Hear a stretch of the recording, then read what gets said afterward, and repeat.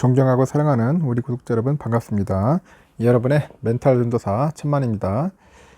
저녁 시간을 또 맞이해서 여러분들에게 또 아주 흥미롭고 아주 재미있는 이야기를 하나 들려드릴게요. 먼저 앞서서 밖에 나가가지고 잠시 한번 힐링 좀 하고 왔습니다. 산속에 처박혀 있다가 이제 바다를 보니까 나름대로 좀 마음이 뻥 뚫리는 그런 느낌이 드네요. 오랜만에 또 아는 형님들하고 또 장어도 먹어봤는데 역시 소고기보단 장어가 좋은 것 같아. 여러분들도 기회 되시면 장어구이 꼭 드셔보세요. 그것도 숯불이야, 숯불. 일반 장어가 아니라 숯불 장어구이를 꼭 드시면 아주 맛있을 겁니다. 가끔씩 한 번씩 여러분들도 몸보신을 하셔야 돼. 기력이 좀 빨리는 분들은 장어 같은 걸 먹어야지 또 스태미나에 좋잖아요. 그래야 또 열심히 또 뛰어다닐 수 있고 또 체력도 좋고 건강해야지 정신력도 딱 올바로 쓸 수 있더라고요. 하여튼 여러분들 잘 드시고 추석 연휴 편하게 쉬십시오. 이번 시간에는 만약에 여러분들 한 500만 원을 갖고 있다면은 1970년대에 돌아간다면은 과연 어디에 투자를 하겠는가? 한번 그에 대해서 한번 이야기를 한번 들려드릴게요. 지금 이 사진이 보이죠? 사진. 이 사진이 이제 1975년 사진이에요. 서울 강남대로 일대의 모습이라고 하네요. 왼쪽이 한남대교, 왼쪽이 한남대교 남단이라고 하고 오른쪽 상단에 보이는 아파트가 1971년 준공된 논현동의 영동 공무원 아파트라는 영동 쪽의 공무원 아파트. 이게 1975년의 사진의 모습입니다, 여러분들. 아주 흥미롭죠? 그래서 여러분들 만약에 단돈 500만 원을 들고 막 1970년대에 간다면은 과연 어디에 투자를 했을까? 강남 땅이나 아니면 강남 아파트 아니면 삼성전자 주식? 한번 고민이기보다는 한번 좀 상상을 한번 해보세요. 상상. 예전에 그 박정희 정권이 그 남서울 개발이라는 그 미명으로 인해 가지고 그 밀어붙인 국내 최초의 신도시 개발이죠. 그때 강남이에요, 강남. 그 대한민국 자본주의를 현재 상징하는 그 공간이 됐지 않습니까? 지금. 그래서 이제 부동산, 정보업체, 직방 등의 그런 도움을 해가지고 한번 강남의 변천사를 한번 살펴보는 시간을 가져보는 겁니다. 일단 그 편리한 교통시설, 사통팔달의 입지, 또 우수한 학군, 풍부한 일자리, 이걸 다 갖춘 지역이 어디야? 서울에서 딱 한 군데 꼽으라면은 바로 강남을 떠올릴 것이다. 그렇게 여러분들 알고 계실 거예요. 하여튼간 흥미롭습니다. 1970년대 강남만 해도 강남은 거의 허허벌판이라고 하네요. 허허벌판. 그 정도로 상당히 벌판이었다. 벌판이었죠. 하여튼 잠원동에서 문홍사에서 강북의 유명 짜장면집에 단무지를 공급했다고 전해질 정도로 그때까지만 해도 강남, 그런데 누가 사냐고 이런 분위기였어요. 그 정도로 강남이 굉장히 완전 총구석이었죠. 지금 이 사진이 뭐냐? 이게 1977년이죠. 반포 주공 2, 3단지래요. 반포 주공 2, 3단지 그 개발하는 모습입니다. 하여튼 1960년대 초 강남은 행정구역상 경기도에 속해 있었어요. 경기도. 서울하면 한강 이북만 쳐졌죠. 한강 이북. 흔히 말하는 우리가 말하는 사대문 안을 이제 결국은 서울이었죠. 서울 사람들은 잘 아실 거예요. 사대문. 강남이라는 말 자체가 한강의 이남을 통틀어서 일컬지 않습니까? 강남이니까. 그 당시만 해도 지금의 강남권, 강남, 서초, 송파 이쪽은 영등포의 동쪽이었어. 그래서 영등포의 동쪽이라는 의미로 영동이라는 이름이 있죠. 영동. 이런 이름이 쓰였고, 그러던 것이 어느 순간부터 서울 인구가 막 폭증해요. 막 엄청나게 늘어나죠. 거주지가 부족하게 되니까 강남은 1969년에 1월 성동구에 편입이 돼요. 성동구. 서울에 이제 포함이 된다. 당시에 강남 땅 한 평이 얼마였냐? 한 평이 얼마였냐? 400원이었다. 400원. 그때 짜장면 한 그릇이 15원이었대요. 15원. 짜장면 27그릇이야. 27그릇이면은 강남 땅 한 평을 살 수 있었다.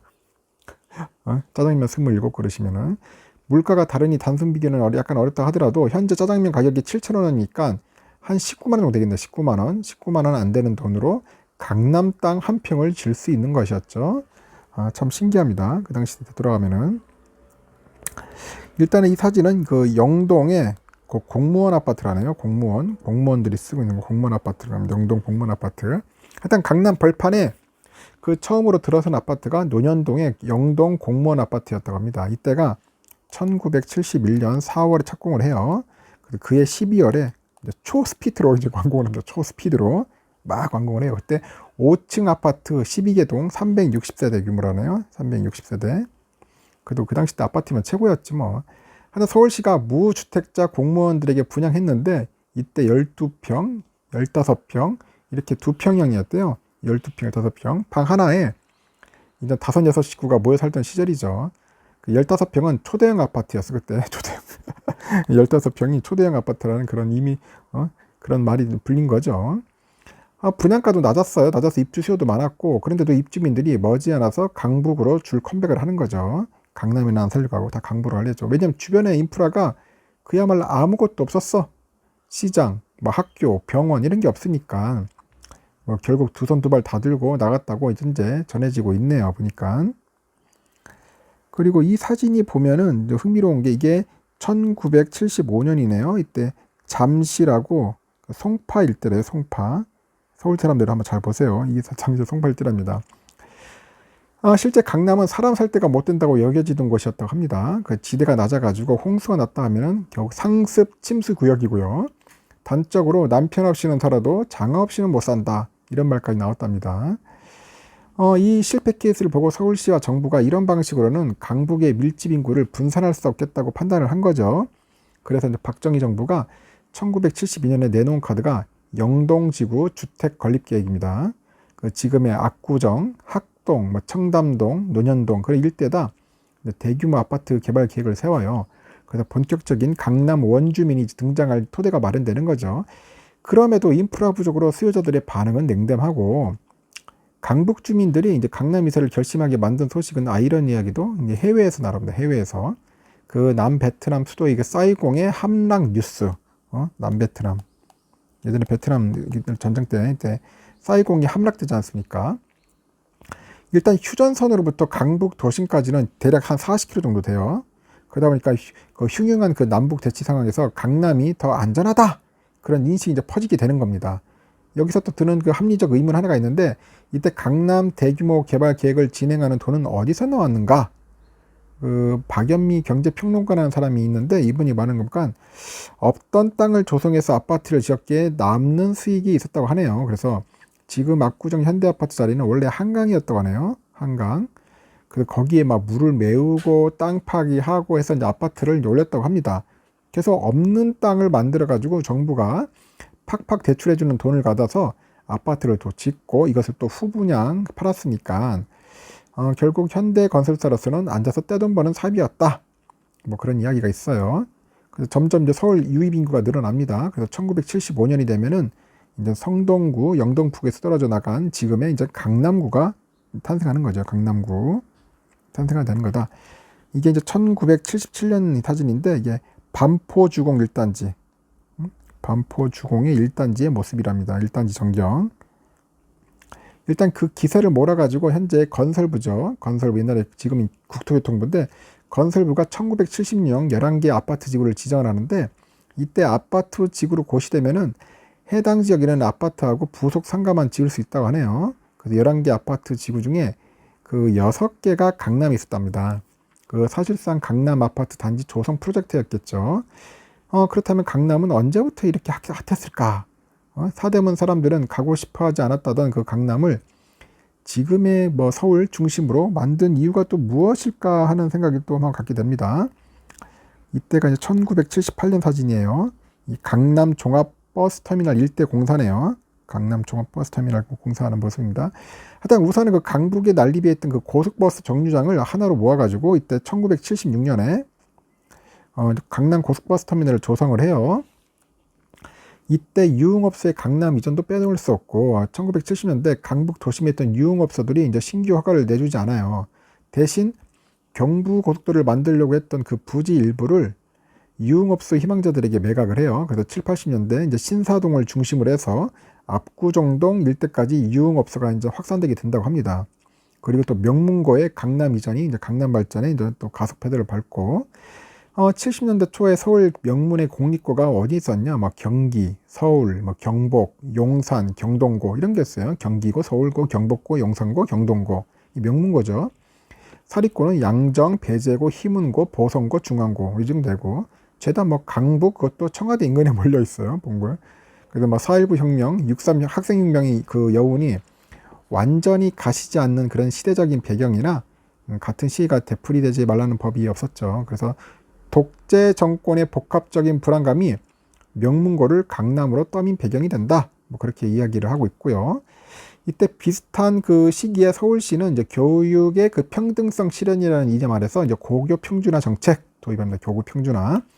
그래서 74년부터 서울을 5개 학군으로 묶어버려가지고 동일 학군에 있는 중학교 졸업생은 동일 학군의 고등학교만 갈 수 있는 거예요. 그래서 1987년이죠.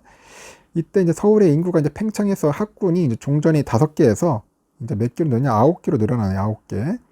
강북의 명문구가 대거 이전한 그 강남구, 그 서초구, 그 두 구의 학군이 결국 8번째 학군이야.